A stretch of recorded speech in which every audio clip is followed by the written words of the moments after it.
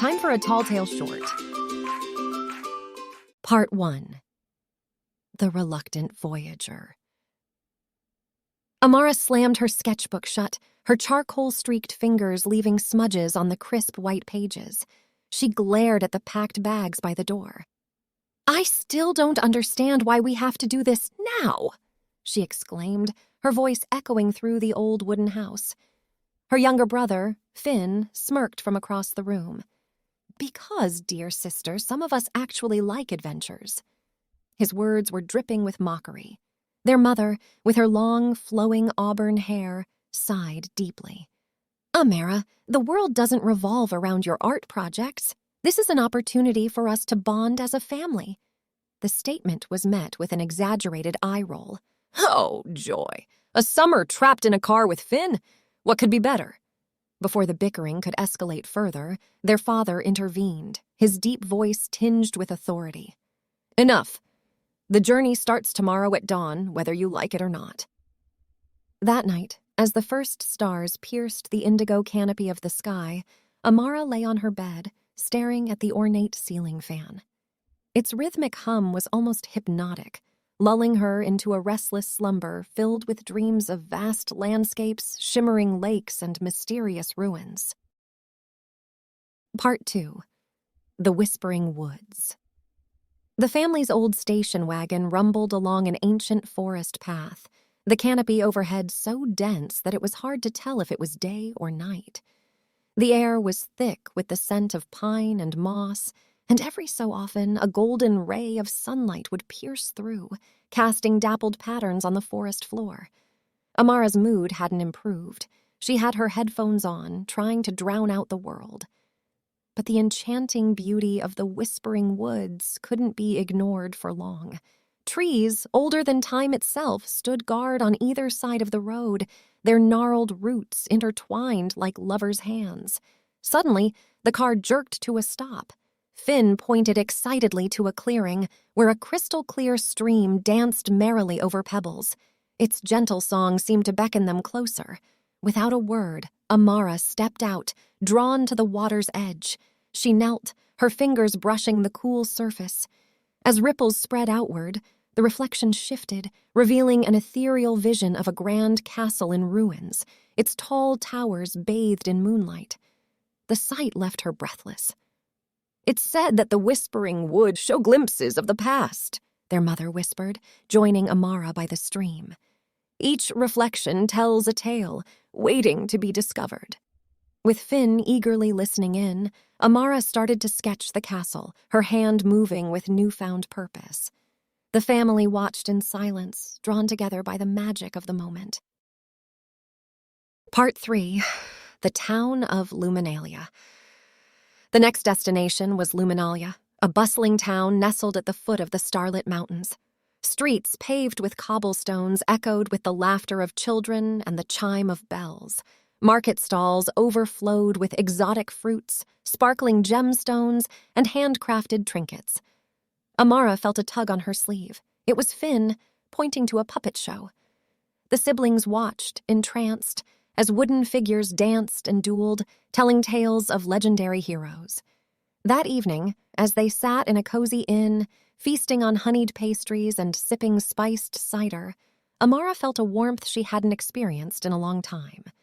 She looked around the table, realizing that this journey wasn't just about the places they visited, but the memories they created together. The days that followed were filled with more such wonders. From the shimmering dunes of the silver desert to the echoing chambers of the echoing caves, each stop on their road trip brought the family closer, forging bonds that seemed unbreakable. As the summer sun began its descent, Amara gazed out of the car window, her sketchbook filled with memories. She turned to her brother, a smile playing on her lips. "You know what, Finn? Maybe adventures aren't so bad after all." Finn grinned back, reaching out to ruffle her hair. "Told you so." Part 4. The Shadow of Envy. As the first light of dawn bathed Luminalia in a warm golden hue, Amara felt the weight of her backpack pressing down on her shoulders. She adjusted the strap, trying to find a comfortable position. The bustling market had been a delightful experience, but something felt amiss. Her phone buzzed, and she hastily pulled it out.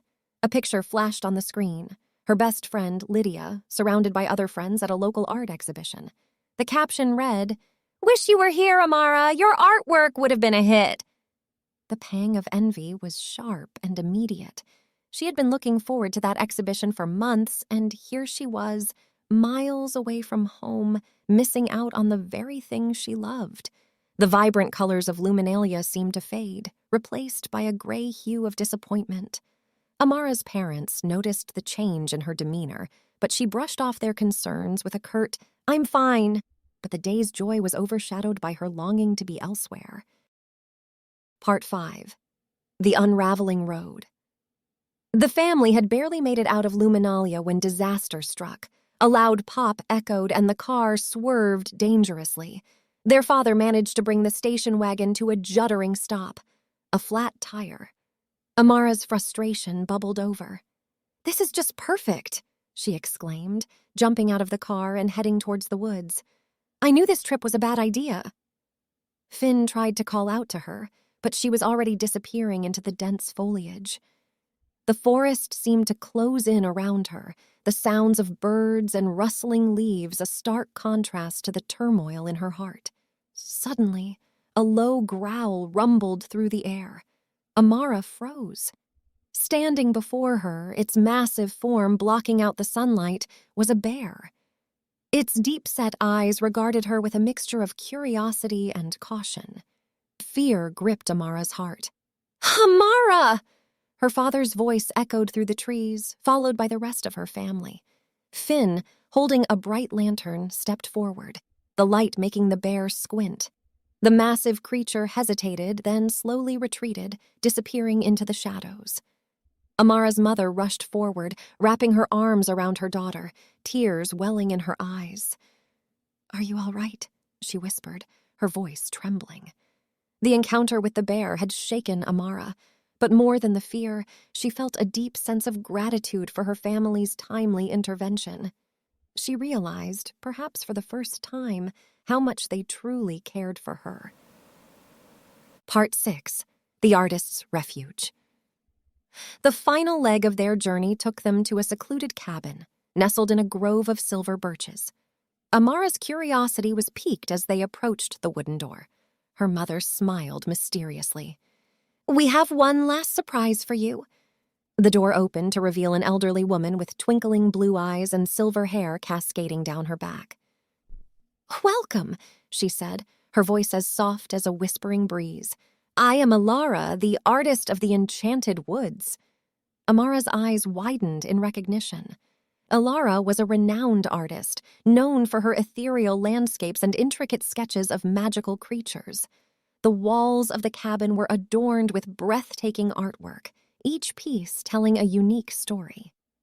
Alara led Amara to a corner where an easel stood. "I've heard much about your talent," she said, handing her a brush. "Why don't you show me?" Hours passed as Amara lost herself in her art. When she finally stepped back, a beautiful painting of their family's journey lay before her, each moment, each emotion captured with stunning clarity.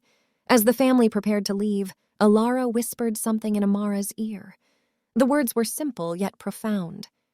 "Every journey has its challenges, but it's the love and support of those around us that make it worthwhile." Amara hugged her family tightly, tears glistening in her eyes. The road trip had been a roller coaster of emotions, but it had brought them closer than ever before. And as they drove away, she felt a deep sense of contentment, knowing that the real adventure was the journey they shared together. This was a Talltale short, small but mighty stories, released daily in audio format. Create, read, and share more tales at talltale.co.